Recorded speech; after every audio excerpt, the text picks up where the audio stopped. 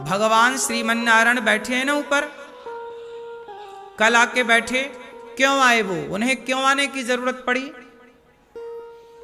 क्योंकि गौरी गोपाल आश्रम में काम बहुत सारे हैं। तो भगवान हमारे श्रीमन नारायण 3 रूपों में आए। भगवान नारायण का एक रूप है राम। नारायण का एक रूप क्या है? त्रेता में वो राम बनकर आए, पर भगवान नारायण द्वापर में क्या बनकर आए? श्री कृष्ण। तो भगवान का एक रूप है राम और एक रूप है कृष्ण। तो राम है राजा, राम है राजा। तो आपने ऊपर मंदिर में देखा होगा राम दरबार इस तरफ है। किस तरफ है? इस तरफ क्यों है? क्योंकि इस तरफ भोजन चलता है ना। आप रसोई भोजन कहाँ चल रहा है? इस तरफ भोजन बट रहा, हजारों भक्तों को आपने देखा होगा, सवेरे से हजारों लोग। तो यहां पर भगवान के काम बटे हुए हैं। ये दास अनिरुद्ध रोज हिसाब किताब सबको अलग अलग देता है तो भगवान एक ही, पर भगवान कहते हैं कि मेरे अनेक अवतार हुए। तो भक्त को चाहिए कि भगवान के हर अवतार से वो प्रेम करे। जैसे जब आप छोटे थे, बच्चे थे, तो आपका रूप रंग अलग था कि नहीं था? जब आप बच्चे थे, जब आप जवान हुए, तो जवानी में आपका रूप रंग बदला कि नहीं? बाल्यावस्था, युवावस्था और वृद्धावस्था, ये तीनों के रूप रंग अलग अलग होते हैं कि एक ही होता है? अलग अलग होते हैं। बाल्यावस्था में आपका रूप रंग अलग, जवानी में अलग और बुढ़ापे में अलग। लेकिन आपकी जो माँ है, वो माँ आपके तीनों रूपों को प्यार करती है। आप जब छोटे से होते हैं तब भी माँ आपको प्यार करती है, जब आप जवान होते हैं तो भी आपकी माँ आपको प्यार करती है, और जब आप बूढ़े हो जाते हैं और बुढ़ापे में भी यदि आपकी माँ आपको आशीर्वाद देने के लिए जिंदा है, तो वो तब भी आपके सिर पे उसी लाड़ से हाथ फेरती है।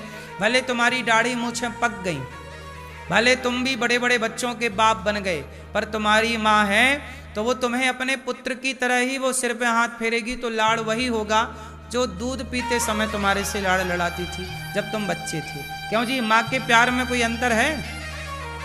बोलो।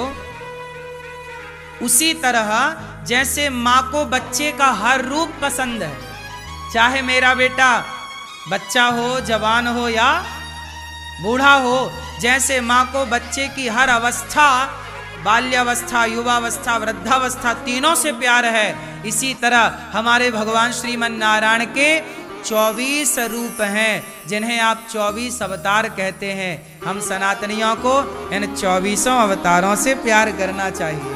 उन्हीं का एक अवतार है राम, उन्हीं का एक स्वरूप है कृष्ण, उन्हीं का एक रूप है नरसिंह, उन्हीं का एक रूप है वामन, उन्हीं का एक रूप है धनवंतरी, कक्षप, मोहिनी, अनेक रूप उन्हीं के हैं। बात सही है?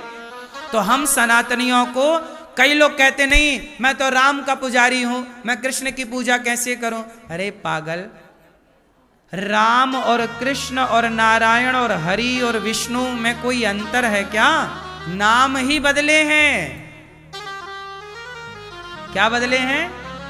नाम।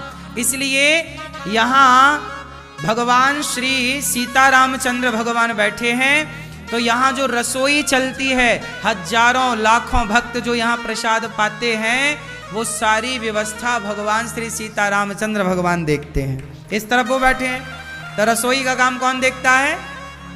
भगवान श्री सीतारामचंद्र भगवान। और इस तरफ भगवान बैठे हैं गौरी गोपाल भगवान, राधा कृष्ण भगवान। तो इस तरफ बैठे हैं भगवान, तो इस तरफ हमारी वृद्ध माताएं रहती हैं। इस तरफ रसोई चलती है और इस तरफ वृद्ध माताएं रहती हैं। तो एक तरफ वृद्ध माओं का पूरा कार्य कौन संभालता है?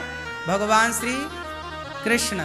भगवान श्री कृष्ण वृद्ध माओं की जिम्मेदारी संभालें, रसोई की जिम्मेदारी भगवान श्री सीतारामचंद्र संभालें, और हमें और आपको, हम सबको बीच में बैठे भगवान श्रीमन नारायण संभालें।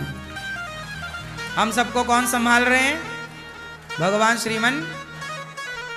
तो गौरी गोपाल आश्रम में इतना सारा काम है तो भगवान को 3 रूपों में यहां आना पड़ा। भगवान ही तो आए और कौन आया? भगवान को कोई लाता नहीं है, भगवान स्वयं आते हैं। तो ये दास अनिरुद्ध क्या करता है? रोज का हिसाब किताब लिखकर भगवान श्रीमन नारायण को समर्पित कर देता। प्रभु, आज आपके भक्तों ने इतना सहयोग किया। आप लोग जब अन्न दान करते हो ना, यहाँ वृद्ध माओं को भोजन बंटवाते हो, यहाँ संतों को जो अखंड अन्न क्षेत्र चलता है, भोजन जब बंटवाते हो, वृद्ध माओं को आप भोजन देते हो, तो मैं आप सबकी जो सूची आती है, जो आपके नाम यहाँ बोलते हैं, वो सभी सूची आप सबका सहयोग भगवान को पता लग जाता है। सूची बना के भगवान के चरणों में समर्पित की जाती है कि प्रभु इन भक्तों ने आपके इस कार्य में सहयोग किया। क्योंकि गौरी गोपाल में जितना भी कार्य हो रहा है, ये किसका कार्य है? बोलो, हमारा कि आपका कि भगवान का? हाँ बताओ, वृंदावन किसका है? भगवान का। वृंदावन में कहते हैं कि बिहारी जी की मर्जी के बिना, राधा रानी की कृपा के बिना यहाँ कोई आता नहीं है। ये बात सही है कि गलत है? सही है।